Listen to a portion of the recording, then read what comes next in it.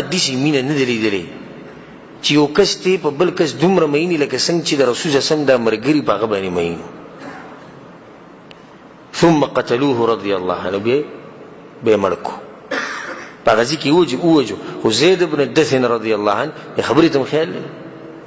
تاسو خو د سټ وهلو خبره کوي، زما دا نه د خوښه چې دغه په خپه کې د غنه لاړ شي او زه دې په کور کې ناست یم.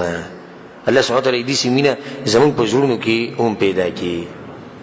ثوبان رضی الله عنه مبارک راځي چې اب رسول صلی الله علیه وسلم په پیر راغی، و یا رسول الله په الله مې د قسم وي چې تاسو سره د خپل ځان نم زیاته مینه کو، او ته وی ماته زما د بچونم ډیر درونی، او زما د مال نم ماته زیاته او دغونه زیاته سره مینه کو، او زه په کور کې ناسم تاسو سره کینم، کور ته لاړ شم تر یاد شي ستا د صورت مبارک، ستا د مخ مبارک زما په دې سوچ کې راشي، لکه ته وایې چې دی په کلونو د رسول سره نه دی ملاو شوی.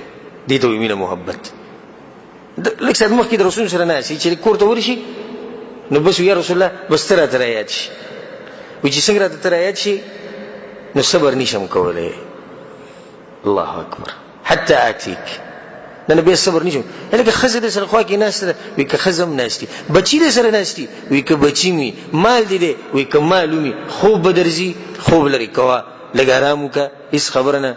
نو څه چل دی تعالی؟ وایي چل دا دی چې رسول صلی راته رایاد شوی دی او په هغه ډېر سخت مین یم. دې ته وایي مینه د رسول صلی الله علیه وسلم سره. وایي یا رسول الله صبر نشم کولی په تا پسې راشم. ښه چې په تا پسې راشم فانظر الیک، نو چې تا ته وګورم بس دا زړه مې بالکل یخ شي او خوشحاله شم. ښه چې لږ ساعت رسول سره کښېني بیا لاړ شي کور ته. رسول سره کښېناست کور ته چې ورغی، واذا ذکرت موتی و موتک، نو چې بیا کور ته ورشم دا خپل مرګ راته رایاد شي یا ستاسو مرګ راته رایاد شي چې دا رسول صلی الله علیه وسلم به هم وفات کېږي، زه به هم وفات کېږم، ټول به دې دنیا نه ځو. نو یا رسول الله زه دا سوچ کوم چې ته خو پیغمبر یې، ستا درجه خو ډېره اوچته، بیا دې سوچ کې زه لاړ شم. د هغوی سوچونه په دې خبرو کې وو. وایي زه بیا په دې سوچ کې شم چې یا رسول الله ستاسو درجه خو به ډېره اوچته، او که زه الله جنت ته بوتلم خو دې یېره کې شم که زه تا سره میلاو نه شم هلته بیا، ځکه جنت خو غټ جنت دی او په جنت کې جنتونه دي او جنت الفردوس ته او درجې دي. نو یا رسول الله ته خو به مع النبیین والصدیقین والشهداء والصالحین اوچته درجه کې به جنت الفردوس کې ونشي. یا رسول الله زه که لاړ شم جنت ته تا وینم بیا په دې یېره کې بیا رامنډې کړي، بیا راشي په رسول پسې چې وینم. او دا د هغه طریقه ده. نو چې کله دا خبره وکړه نه رسول صلی الله علیه وسلم هغه له څه جواب ورنکو، فلم يرد عليه النبي صلی الله علیه وسلم. رسول صلی الله علیه وسلم د دې خبرې څه جواب ورنکو. فنزل جبريل علیه السلام، جبريل علیه السلام را کوشو د اسمانونو نه، او د الله رب العزت ته طرف نه یو تازه آیت راوړو، او د آیت ته غوږ کړي. څه آیت راوړو؟ د ثوبان رضی الله عنه رسول صلی الله علیه وسلم خپله خبره وکړه، رسول صلی الله علیه وسلم جواب ورنکو.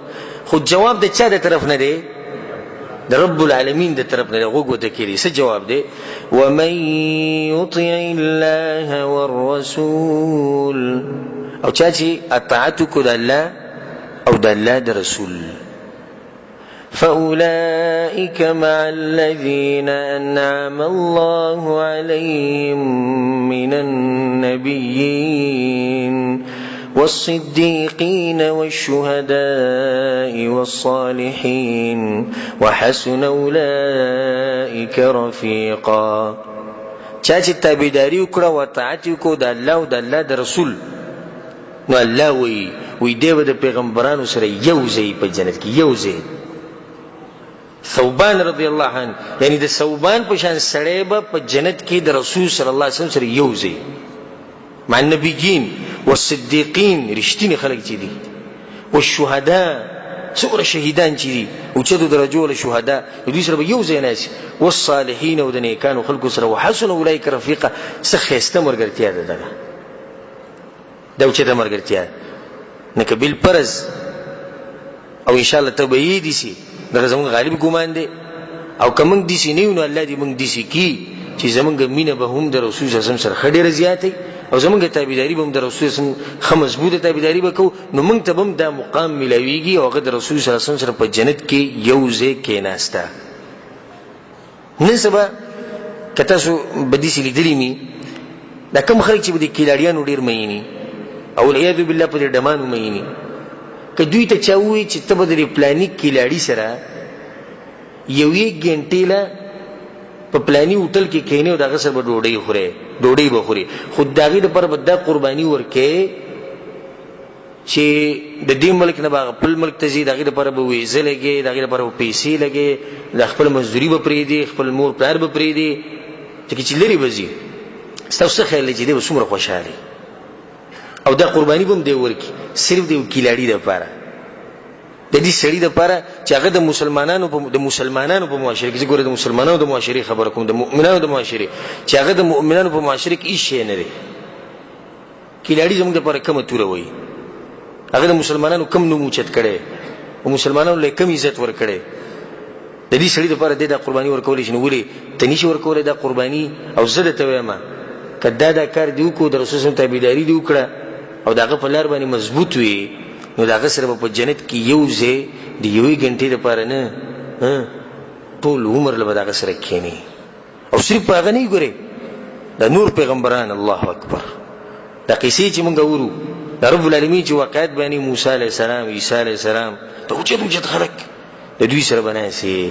نو دا مقام تا ته صرف میلاویدی شي په دې طریقه باندې چې ته د رسول صلی الله علیه وسلم د لار مضبوطه راونیسې. یو واقع به ذکر کو، د هغې سره بیا د خپل بیان اختتام ته ورسو، چې صحابه څومره مینو په رسول صلی الله علیه وسلم باندې. ابو ایوب انصاری رضی الله عنه په باره کې راځي چې هغه یو پیر د مدینې نه روان شو مصر ته، اوږد سفر یې وکړو، او په هغه وخت کې مدینې نه مصر ته تله دا غټ سفر و او ډېر مال غواړي او ډېر کوشش غواړي.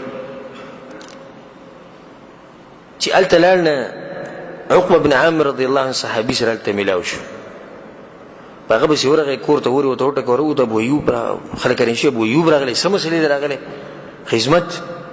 وی خدمت دا دی چې ما اورېدلي چې تا د رسول صلی الله علیه وسلم نه یو حدیث اورېدلی دی پردې مباره کې به مسلمان باندې چې پرده سړی واچوي، دې مباره کې ما اورېدلي چې تا سره یو حدیث دی، لکه دغه حدیث ته ما ته واورې. نو هغې دا خو ده ما اورېدلي چې رسول صلی الله علیه وسلم وایي چې من ستر مؤمنا فی الدنیا علی کربته ستره الله یوم القیامه، چا چې په مسلمان باندې پرده واچوله او پټې وساتو، د عزت خیال ولا وساتو، الله به د باندې پرده د قیامت په ورځ چې خلکو ته به نه ښکاره کوي. چې څنګه دا حدیث ورو بس سید وی زلاړ راشه کین وی زما بل څه کار نه دغه راغله، او به د سورلي مخچې کم طرف ته کو، د مدینه طرف ته، د دومره سفر او د دومره ځان ستړی کې او دومره بچی پرېدي او د ښځه پرېدي او د خپل خپلوان په مدینه کې پرېدي او د مزي پرېدي، صرف د څه لپاره؟ وی د یو حدیث لپاره. دا سره به د رسول سره په جنت کې مرګري کیږي نه، چې د یو حدیث لپاره د دومره اوږد سفر کوي، او هغه چې وره د ډایری کې به د اوخ مخه چې دی به دغه تکړه مدینه ته دی به د رسول سره مرګري نه ولي بنئ. او موږ ته د حدیثونو ذخیره په لکاو په زرګاو حدیثونه موږ ته جری ملاویږي. والله که احساس دې بعضو خلکو په ژوند کې په یو خبره باندې په وړه خبره به وکي او د په لکاو حدیثونه به چې له تور کې خو به گزار کی بلنده خبره باندې، او به چې موږ دوا کوو وړه دوام زموږ نه لګي، دوا څه کوو؟ یا الله جنت را راکې او په جنت کې کم ځای جنت الفردوس راکې، بل جنت هم نه. خنو عمل دې سره عمل دی. دا د صحابو د ژوند نه یو څو واقعاتو چې موږ را نقل کړو، اگر که واقعات ډېر زیات دي سما څنګه د بیان په اوله کې وایي چې په دې باندې که دا سیرت په دې سلسله شروع شي چې د صحابو د ژوند نه هر هغه واقع راوباسو چې په هغې کې د رسول صلی الله علیه وسلم تابعداري به هغو څنګه کوله، هغو سره مینه محبت څنګه، دې ته اشاره ده. نو ځین چې په دې بیانونو باندې به کلونه ولګي خو د سر ته نه رسي، ځکه چې د هغوی هره لمحه، هر سکند، هر منټ، هر ګنټه ته د رسول صلی الله علیه وسلم په تابعداري کې وه.